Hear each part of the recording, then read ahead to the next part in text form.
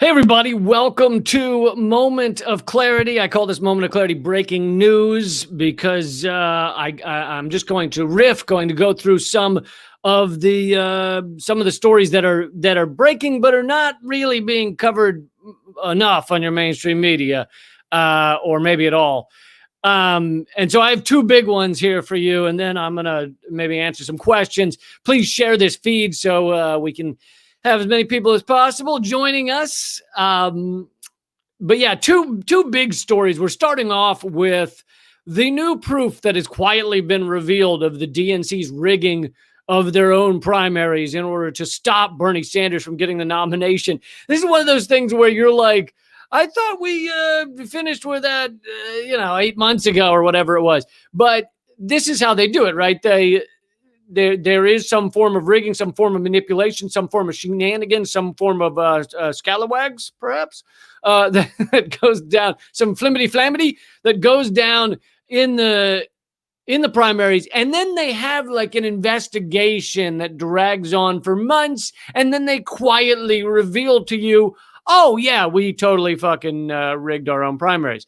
So what just came out, and I think I already said, please share the feed. Please hit subscribe if you can. I really appreciate it.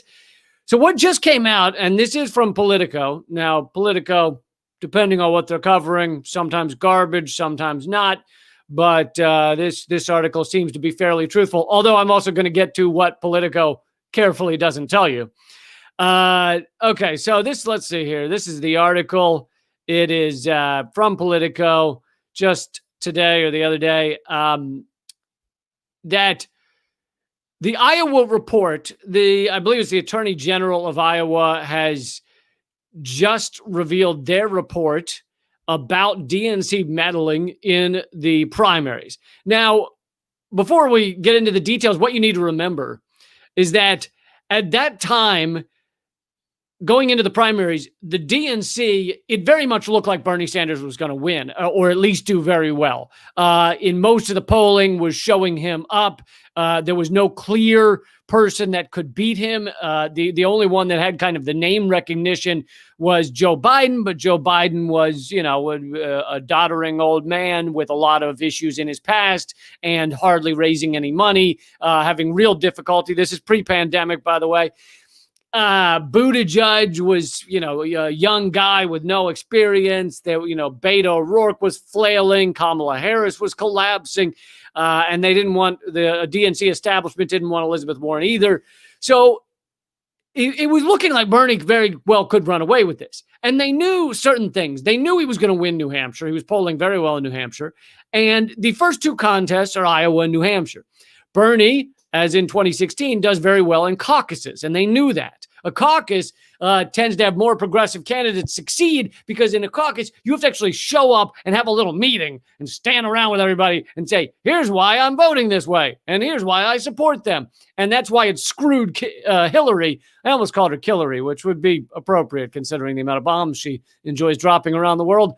But it looked, for Hillary, it's very bad to have a caucus in 2016 because people who were voting for Hillary were like, I guess Hillary. Whereas people voting for Bernie Sanders were like, yeah, Bernie Sanders. So they could convince people to vote more for Bernie Sanders. So DNC knew that Bernie does well in caucuses, which is why they cut out something like half of all caucuses between 2016 and 2020 going into 2020. But the first two contests are still Iowa and New Hampshire. New Hampshire is not a caucus state, but he was running away with it in New Hampshire. So, and they knew that if Bernie Sanders got the momentum of winning Iowa, New Hampshire, possibly Nevada, they would be fucked. It would be over. The primary would be over before it even began. I mean, Bernie Sanders would just have won it easily. So they needed one of two things to happen. Either they needed someone to beat Bernie Sanders in Iowa, or they needed chaos. They needed it to not be clear who had won Iowa, what had fucking happened. That's what they needed. They didn't necessarily need someone to beat him. They just needed chaos. Because with chaos, you can't point to someone and say, wow, he won. He wouldn't get the enthusiasm. So How did they? Many of you may remember this story. I don't know. I don't know how much you followed it or not, but how did they create chaos in the Iowa caucuses? Well, it turned out, we found out a day or two afterwards that the chaos, and you might recall that they didn't announce a winner that night. Pete Buttigieg just ran out and said he won without any evidence. It was very bizarre. How did they do it? They inserted an app run by a company called Shadow. Literally, the name of the company is Shadow. Real fucking clever fucking crooks these are. The name it Fuzzy Bunnies or something. Call it the Fuzzy Bunny app, not the fucking Shadow app. So Shadow creates an app that every caucus, and there's like 1,000 or so, there's more than 1,000, have to input their results into.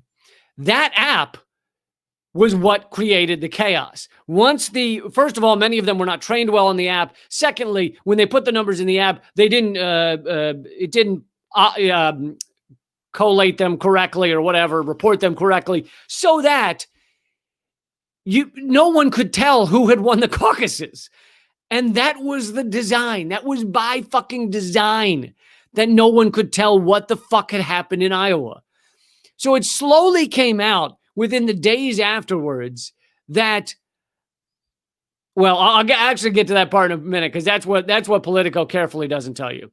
But so here is the report that just came out. This is new. This is breaking. This just came out. This report from Iowa. Let me show it to you here again. This report from Iowa. This is from the, I believe, the Iowa Democratic Party State Central Committee made the report. And they say, oh, there's a lot of people to blame. There's several people to blame. But they make it very clear that one of the biggest people to blame is the DNC, is at the heart of the problem on caucus night. The Democratic National Committee, which we know is anti-Bernie Sanders. They're pro-establishment. They were in bed with Hillary Clinton. And then in this last election, they were in bed with, it started off as, Biden, but then he was flailing, so they pushed Buttigieg. But at the end of the day, it was Biden that they got, basically rigged it for him. According to this new report, the DNC demanded the technology company Shadow build a conversion tool just weeks before the caucuses, and didn't even consult the Department of Homeland Security. They claim that they're so worried about Russian interference and everything. Oh, other countries, China or whatever, North Korea is gonna, they're gonna hack our, and then yet, despite all of that bullshit, they create an app weeks before, hasn't been tested, hasn't been discussed with DHS, and they say, here, run all the results through this app. And so this is a quote from the new report. Attempting to graft an entirely new software element onto the back-end reporting system at the proverbial 11th hour is likely always going to be problematic, and it was ultimately the cause of a major problem on caucus night. Furthermore, the IDP was not involved in the development of this tool, the Iowa Democratic Party. The IDP simply permitted the DNC to direct the IDP's vendor. So without a doubt, there is now this new report makes it clear without a doubt that the DNC and the DNC alone said, use this fucking app that we have created weeks before. You have no idea what it is, but it's going to fix everything. It's going to make these caucuses great again, to quote Donald Trump. And what did it do? It caused a complete fucking shit show. And this same app, this Shadow app, was supposed to be used in Nevada as well, which is the third or fourth state to vote. And Nevada ultimately decided not to use the app because they saw the chaos it created in Iowa. But let's assume they had used it. That would mean that the DNC successfully created chaos in the first 2 of 3 primary races in order to stop Bernie Sanders. Now, here's where it gets into the juicy stuff. And this is stuff that I'm going to click away from the Politico article because Politico leaves this out. And I wonder why. This is where it really gets nice and juicy. So the Shadow app, this company, Shadow, a technology company, the entire Shadow upper echelon of people that the top of Shadow, the COO, CEO, they're all former Hillary staffers. It's Hillary people that have gone in there and created an app that is stopping Bernie Sanders from winning these primaries. All Hillary people. The Shadow company is then owned by a parent company called Acronym. The CEO of Acronym is a woman named Tara McGowan, who at the time is married to one of the top people on, wait for it, the Buttigieg campaign. One of the tops of the fucking Buttigieg campaign is married to the woman who fucking is the CEO of the company that created the app.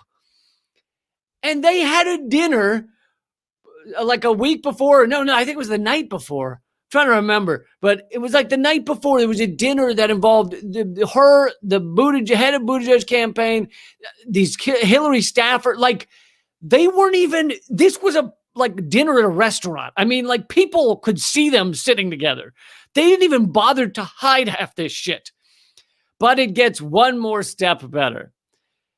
Not only was one of the tops of the Buttigieg campaign married to the CEO of Acronym, but the Buttigieg campaign is found to have donated $40,000 to Acronym to create this app, to create chaos in Iowa.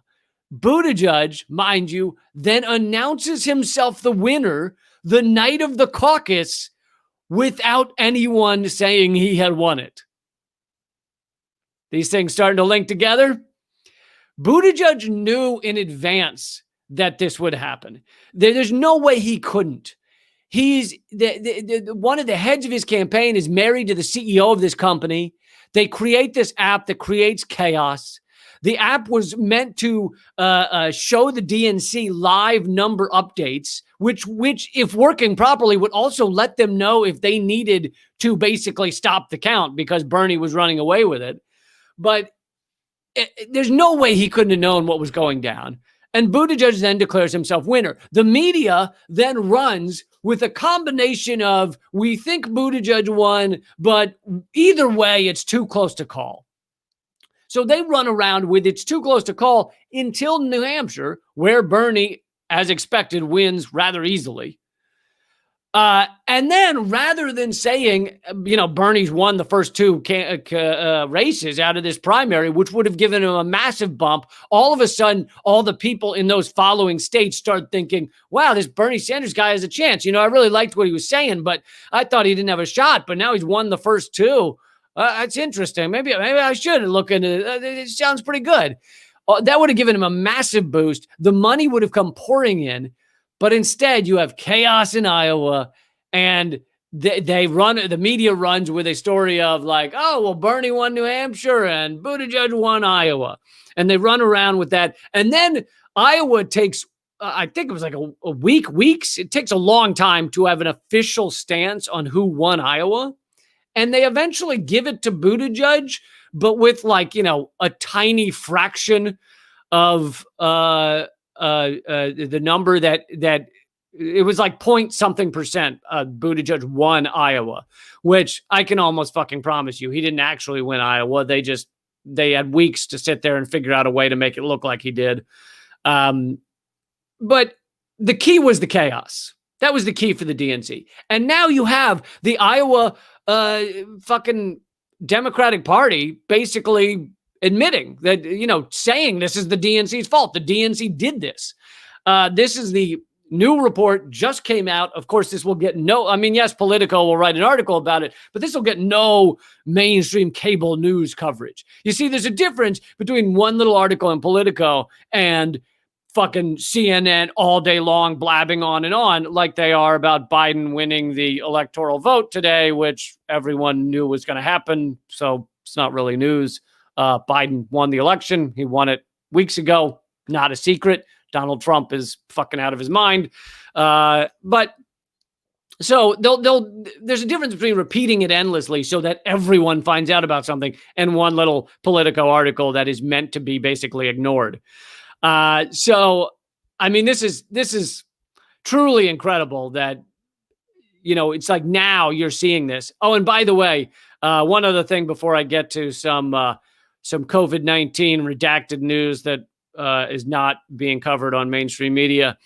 The one other thing that this does for the DNC, for the Democratic Party, is you have to remember they wanted to get rid the oligarchs of the DNC. These are the oligarchs of society, but in the DNC.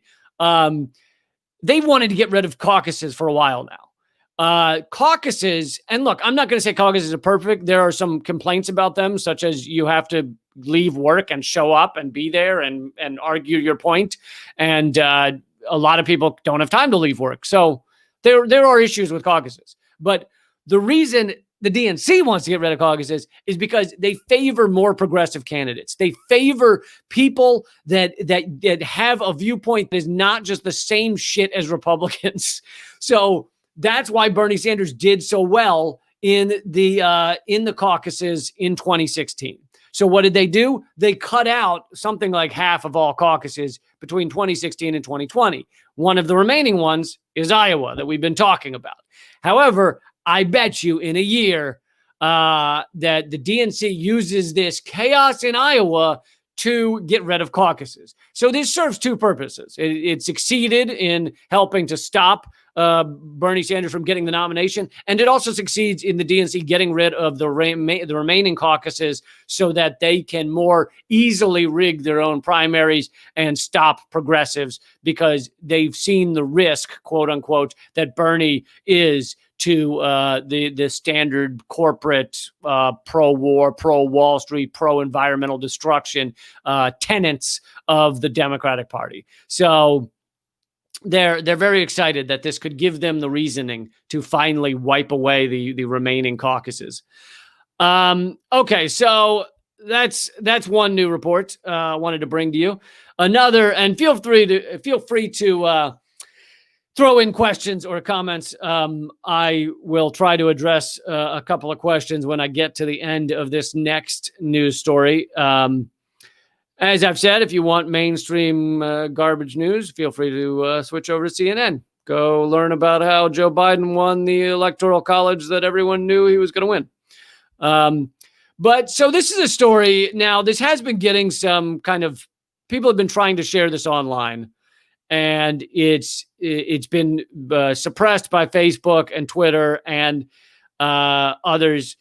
And now, for those of you who need reminding, if you're looking for the Looney Tunes people that think that COVID-19 is not real, and that the entire world, including countries we despise, our government despises, like Iran, have all gotten together to pretend it's fake, then I'm not the person to look to, because that is not true. I regret to inform you, COVID-19 is very real. Now, how we've dealt with it is a fucking catastrophe, and it's shock doctrine. The rich use it as a reason to exploit all of us, as a reason to give $4.25 trillion to Wall Street. So it's used, just like every disaster is used by the ruling elite to have their way. But this is interesting. And I'm not going to say that this is a miracle drug, because I'd have to be a fucking scientist for that to come from me. But I am going to say that this is what this doctor is saying, and he appeared before Congress, and he had some very interesting points, and his testimony in front of Congress has been largely suppressed, has been largely covered up. And there might be a reason, if it is true that this drug is very effective against COVID-19, there might be a reason for that this has been slightly covered up. And the name of the drug, so the name of the doctor is Dr. Pierre Corey, and some of you have been sharing the video of him in front of Congress. I'm sure you can go out there and find it. I'm going to read a little bit. Actually, I can show it to you. I'm going to read a little bit of his testimony so we can go through it piece by piece. Hold on one second.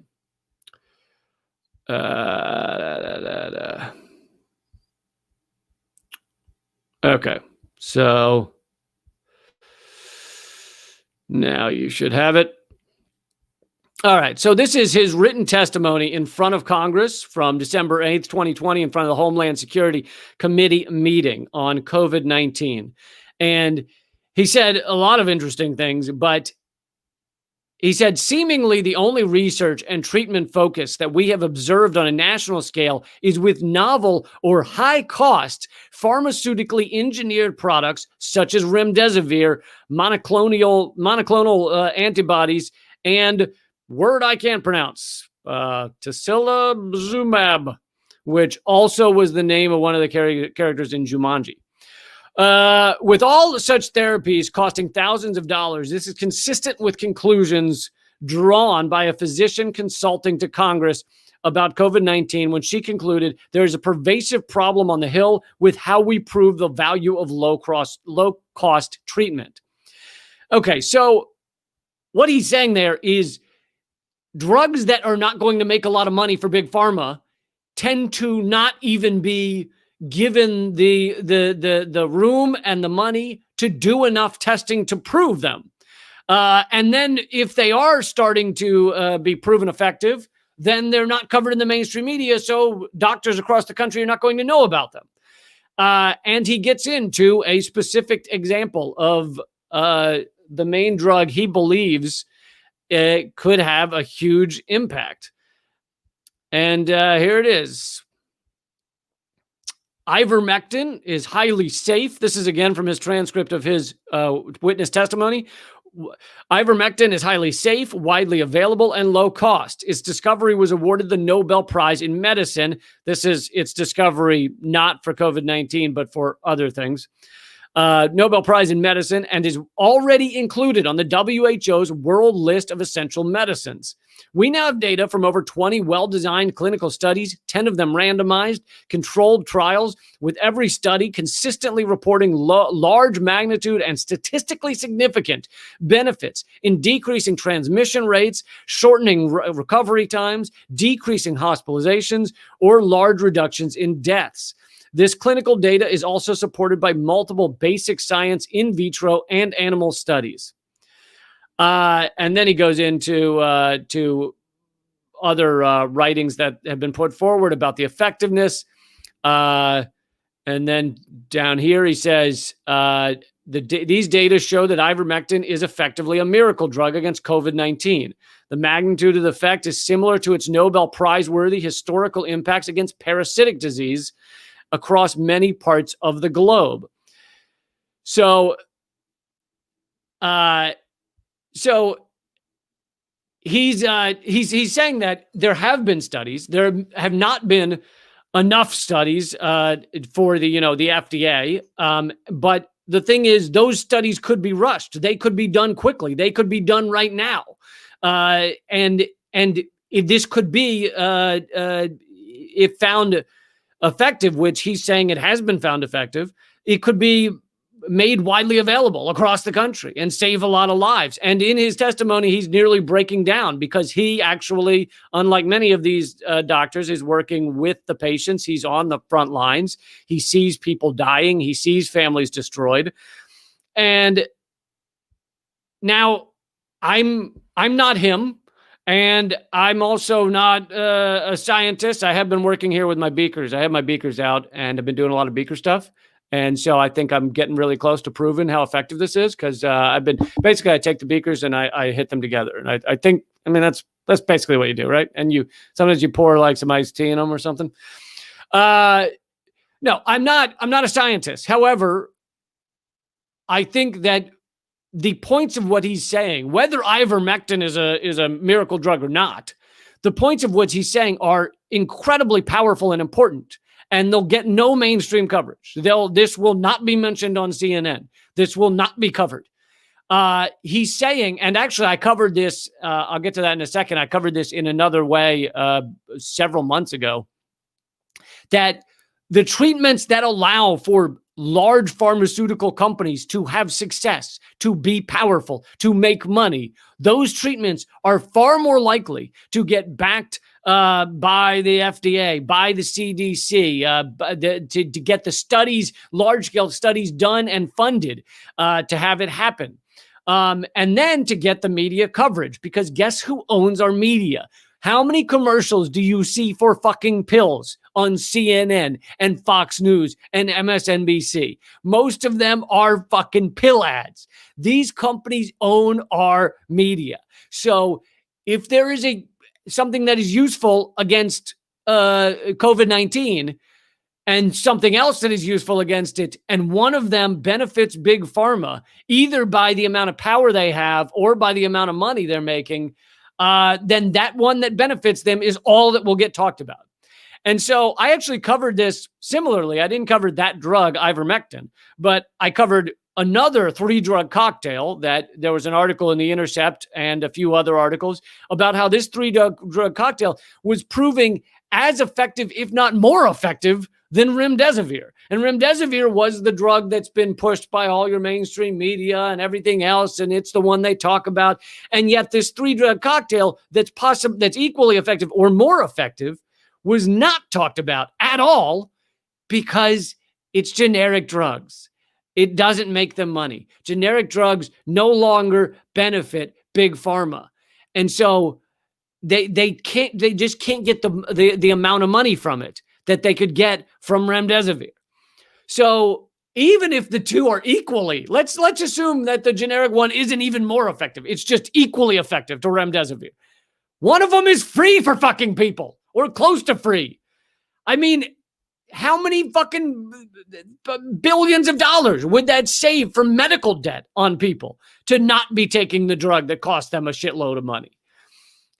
So I mean, just in every way, this is how our system works. It is profit above all else. So even if, like I said, I don't know Dr. Corey. He sounds like he's speaking the truth. But let's say someone emails me tomorrow and says, oh, Dr. Corey's a lunatic, and look at this, here's a picture of him fucking a goat. To be clear, I have not seen any photos of him fucking goats. But I mean, I don't think it was a goat. It was some other animal. I don't know. Kidding. So even if someone were to do that tomorrow, and I'd be like, oh shit, I just said this guy was making sense. Still, his points are legit. Even if I find out tomorrow, this guy, oh yeah, it turns out he has a crazy past of all horrible things. The points are legit. That it's very difficult for these doctors and scientists to prove the efficacy of something that does not benefit Big Pharma. Even if Big Pharma is not technically their boss or not technically running the hospitals or anything else. It's that the studies to get this shit funded, to get the government approval, to get the media coverage, it just doesn't happen unless you've got a connection to Big Pharma. And again, this cannot be talked about in mainstream media, corporate media. So I think it sounds like this guy's making a lot of sense, even though I don't know the drug. But the point is the same. Whether this drug, let's say this drug goes through more trial and it turns out it's not as effective, it's effective with some people and not others, still the points are legit. And it should be tested. And it should, he's saying it's been tested enough for kind of an emergency approval for COVID-19. It's approved. It's already approved for other things. The other thing is that we know this drug is safe, right? Because it's already been approved for dealing with parasites. And so we know it's not going to cause like horrific harm, like Trump said, inject yourself with bleach, which would kill you. So we know it's safe to use. It just hasn't been approved for this use. All right. So those are the two redacted stories, covered up stories that I wanted to bring you on this Moment of Clarity breaking news. I will answer some questions. I was going to say that I'm going to give away 5 free signed copies of my book, Bullet Points and Punchlines. If you just join the email list, text the word redacted to 33777. It's free to join the email list, and that'll automatically get you subscribed. All right, so I'll answer some questions here if anybody's got some topics or questions. Kaylee wants to know if I will follow her back on Twitter. I don't know. Tweet at me and I'll try to remember. Let's see. Kimberly S says Biden has been confirmed. Yeah. So I'm sure that's going to change a lot of things in our country, considering Biden actually said, quote, nothing much will change.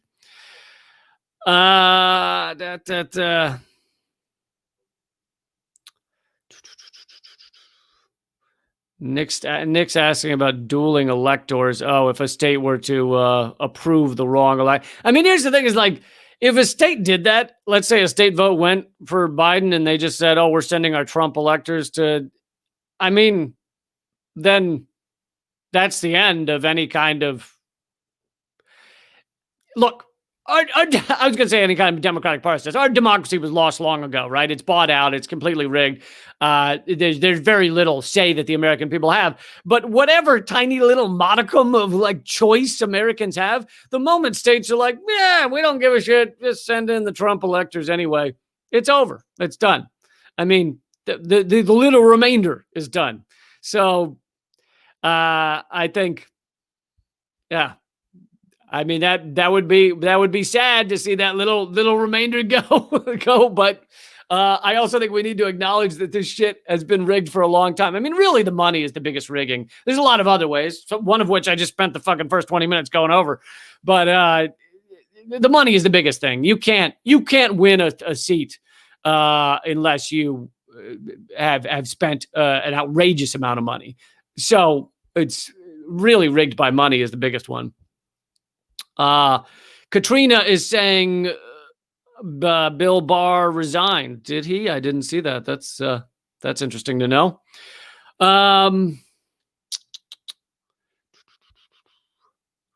Let's see here. So, thank you for all the comments. Many of them are not questions, so I'm scrolling past them.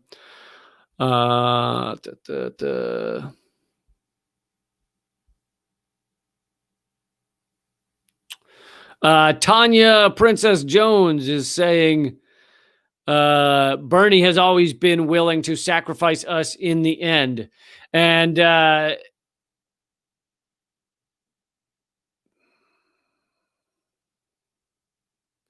don't know. She then says something about Jews, but I can't really follow it, but hoping it's not an anti-Semitic comment because that would suck. But in terms of Bernie has always been willing to sell us out. It's like, yeah. I mean, some people are like, oh, from the beginning, Bernie's whole point was to be a sheepdog. I don't believe that. I believe Bernie thought that he had a shot. But in the end, he did run around campaigning for Hillary. He did run around campaigning for Joe Biden. So I'm not going to argue with anybody who's like, fuck Bernie. You know, fair points. I think he should have. He had a lot of power to change this country for the good, especially in 2016. And if he had done it, if he had used that power to create a new party, I think that it would have been very powerful. And, you know, that's one of the reasons I support Movement for a People's Party, MPP. Everybody should look it up. I don't think that much change comes from electoral politics, but what change does comes from being able to pressure our government and have a feasible left-wing alternative. So if you don't have that, if there is no, I mean, you have two corporate parties, there is no left wing. If you have no left wing alternative to vote for, then there is no pressure. There is no leverage. There's no ability to make them do fuck all. So if MPP were to get bigger, and let's say it's not taking over the Senate, but it's a pressure to the Democrats to actually be left wing, that would be a success.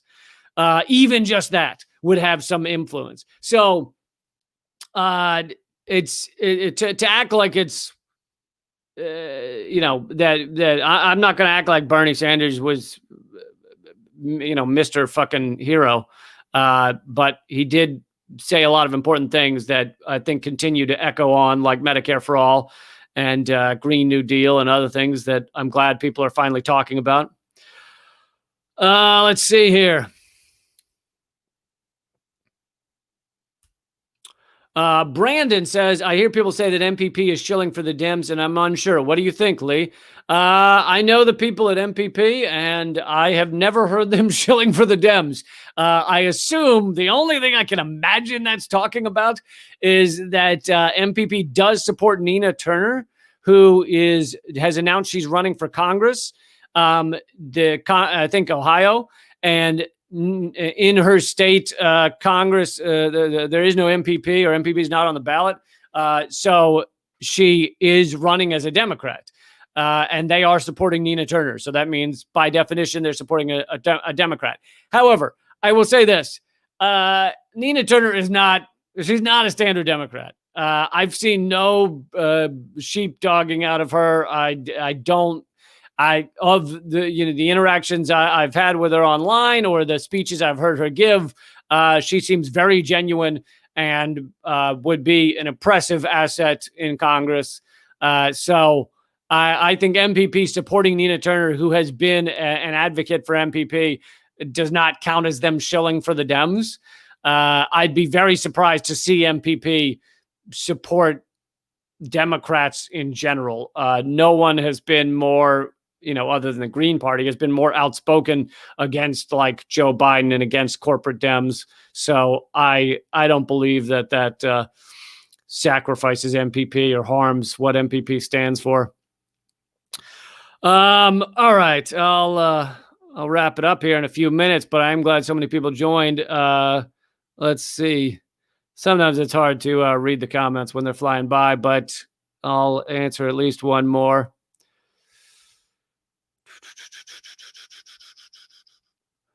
Kendra Kimball says, how in the fresh hell did this bullshit end up on my feed? Well, I'm glad to hear you go, Kendra. Go back to your little bubble of Trump world, or whatever the fuck you believe in. Someone says Nina seems legit.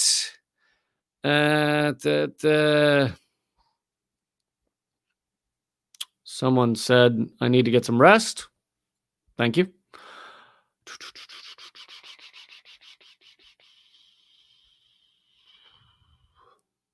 All right, these are scrolling by a little too quick.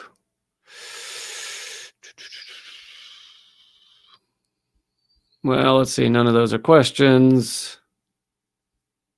Oh, Tony also asked me if I'm excited about Nina Turner. I mean, I always think this shit's going to be rigged, so I don't know about getting excited, but I am excited with the stuff Nina Turner preaches and what she says, and she seems pretty impressive.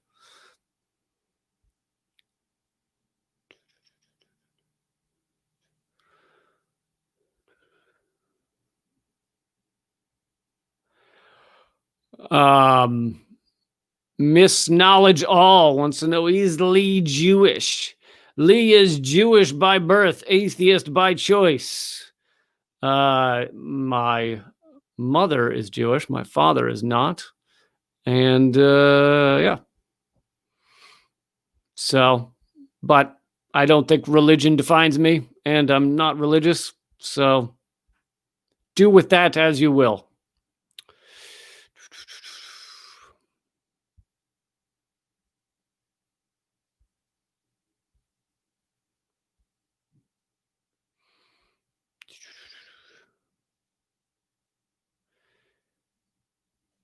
J. Derek Under wants to know why you will say everyone's name but mine weird. I don't know if I was avoiding saying your name, J. Derek.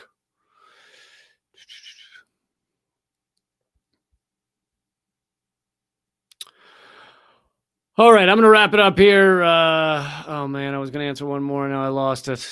Something William asked what I think of... William Arant wants to know what I think of the Green Party.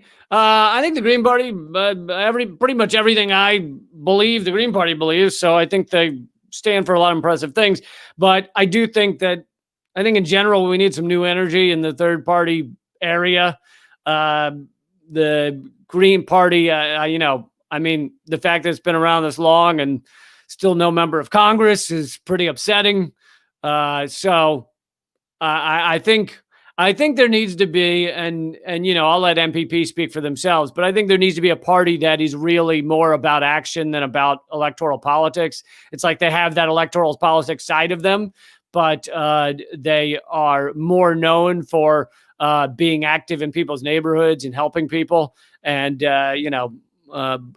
really on the ground stuff. Now, the problem is, where does the money come from that? Where does the money come to do that? That's a very difficult question. You can obviously nowadays ask for people to help you fund it, but it becomes, getting crowdsourcing things is not easy either. That takes a lot of work as well. So I think that, to me, that would be the most powerful kind of party, something that is clear activists, which, yeah, sure, they have an electoral side, but that's not their main goal or their main thrust. And what that does is it makes it harder to sideline them, because people see them in their neighborhoods and their communities and their cities, no matter what. Like, you can stop them from getting into the debates, but they're still going to be there fucking helping make sure everybody has housing and food and water and everything. I'm not, as I often say, I'm more of a screamer than an organizer. So figuring out the exact details, the exact logistics on how to make something like that work, make something like that happen, really the nitty gritty of the devil's in the details kind of shit, that's for someone else. And I hope people are working on it. I could talk about someone's asking about Jimmy Dore. I could mention that. So Jimmy Dore, I was on his show the other day and we discussed this. He said he is standing he is demanding that the so-called true progressives, the squad, and now there's a couple of more, there's only a handful in all of Congress, reserve their vote for Nancy Pelosi as speaker unless she promises to put Medicare for all to a vote in the House. Now, the Democrats run the House and they can put whoever they want as speaker. However, if that entire squad plus whatever, 4 other very progressive, rather progressive Congress people were to withhold their votes if they for Nancy Pelosi, if there was no vote for Medicare for all, they would cut it pretty close to whether she'd actually get elected as Speaker of the House. And so it could create a pressure to get a Medicare for all vote. Now, people have decided, and so I was on Jimmy Dore's show, and he was putting this idea out there, and I said, I'm all for it. Sure, why not? The progressives have the true progressives I'm talking now. I'm not talking the Progressive Caucus, which has 100 people in it, and none of them are progressive except for 5. I'm talking about the real, actual progressives in Congress. So we're talking, 6, 7 people, maybe. They don't have much power. 7 people in a House that has 200 some Democrats. It's not a lot of power. However, they could have a little bit of power in this sense if they were to actually reserve their vote or, hold back their vote for Nancy Pelosi. And so I'm like, fuck yeah, fucking demand a Medicare for all vote. So now people have decided to go after Jimmy Dore because he's created this idea, this policy, this stance, and they're attacking him because he's also, and I think there's some validity to it, said that if they don't do this, if they don't demand a Medicare for all vote, then they aren't real progressives. Even that little core of 6 or 7 or whatever, he's saying there aren't true progressives if they don't demand this. And so now people are attacking him, which, what the fuck? It's like there is no left. There is very little actual left in our entire Congress. And so one guy who has a YouTube show says, hey, fucking demand a healthcare for all vote and refuse to elect the completely corrupt 100 millionaire Nancy Pelosi to Speaker of the House because she has done fucking nothing for people. And other than impeach Trump on standard corruption rather than impeach him on war crimes or impeach him on some real shit, and push this Russiagate hoax that has completely collapsed and has made everybody doubt whatever remaining faith there was in any kind of media, which I kind of like that. If you were going to fucking shit the bed, why not let them do it? And that so that everyone can see how thoroughly our mainstream media has been corrupted. So in that way, maybe Russiagate was good. But she supported, all this horseshit. She is a meaningless human being in that sense. And so it's like, why are you mad at Jimmy Dore for fucking demanding they stand up for this? Fuck you. If you want to be mad at something, be mad at those who stand in the way of Medicare for all, those who try and stop Medicare for all, those who try and stop people from getting health care. Be mad at Joe Biden for all the shit he's done over the years, creating the largest prison state the world has ever seen. His racist shit, his sexual assaults, be mad at fucking him. Be mad at Kamala Harris for imprisoning people in California because their kids didn't show up to school enough, for imprisoning people for using marijuana, even though she herself has likely used it because when asked about it, she laughed rather than answer. Be mad at her for not prosecuting Mnuchin, fucking king of foreclosures after the foreclosure crisis. Be mad at that shit. Don't get mad at Jimmy Dore. Fuck you. So anyway, that's my thoughts on this Jimmy Dore scandal, which, at least it's getting attention to Medicare for all and that kind of stuff. By the way, AOC has said that it's not a good plan and basically said they won't hold up their votes for Medicare for all because, for Nancy Pelosi, because she says it's not a good plan because they don't have the votes there yet for Medicare for all, and they need to get the votes for Medicare for all. But I'm like, fucking look at what the Republicans do. When the Republicans want to overturn Obamacare, they have votes on it every goddamn week, even though they're losing them all. They don't give a shit.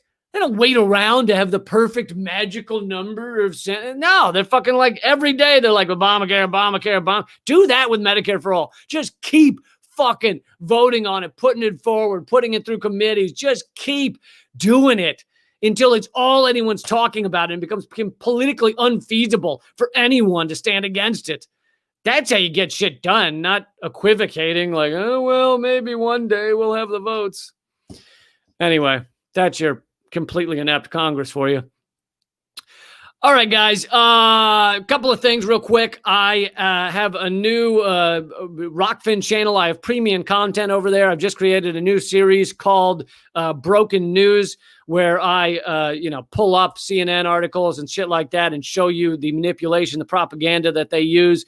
And that is at rockfin.com/Lee Camp. There's plenty of free stuff over there too, but that's the premium series. And they treat content creators better than YouTube does. So that's why I've gone over there. If you're on Facebook right now, please subscribe to both the Rockfin, but also youtube.com/Moment of Clarity. If you're watching this on a non-Moment of Clarity YouTube channel, please go subscribe to youtube.com/Moment of Clarity. Also, let's see what else. Yeah, you can get a chance to win the free signed copy of the book by texting the word redacted to 33777. It will ask for your email address, and you just send that in, and that will get you signed up to the free emails. It's just a couple a week, one a week or so, sometimes two. And it'll also get you signed up to possibly win a free signed copy of the book. Also, I've been taking topic requests for Moment of Clarity rants, and you can send those to leecampmail@gmail.com. I've already done 2 topics that have been sent in from viewers. So leecamp mail, MAIL @gmail.com, and send your topic requests there. And I can't promise I'll get to yours, but I'm going to get to some of them. So yeah. All right. Keep fighting.